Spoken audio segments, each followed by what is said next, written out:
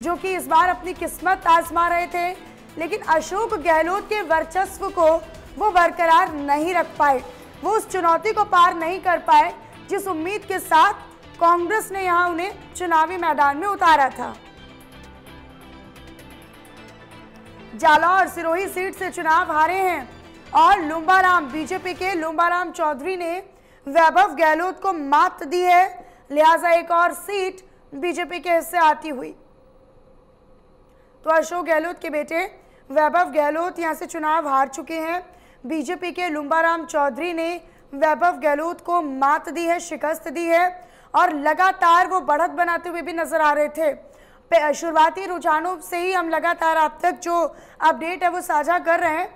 तो देखिए, अब कुल मिलाकर जो हम टैली भी आपको दिखा रहे हैं, साथ ही साथ आप ये भी देख पा रहे होंगे एक तरफ कि बीजेपी के हिस्से कितनी सीट, कांग्रेस के हिस्से कितनी सीट है राजस्थान में।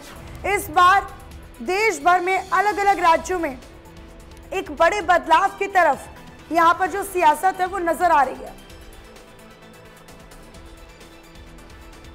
तो देखिए, चुनावी नतीजे और जो रुझान है वो एक एक कर जिस तरीके से सामने आ रहे हैं, देखिए एक बच चुका है और अमूमन कुछ देर में जो तस्वीर है वो सामने क्लियर हो जाएगी। हालांकि मान लिया जाए कि अगर ज्यादा से ज्यादा बदलाव हुआ भी तो वो 1 या 2 सीट का हो सकता है, अन्यथा यही जो रुझान हमने आपको लगातार दिखाए अब इन्हीं को नतीजों में तब्दील मान लिया जाएगा।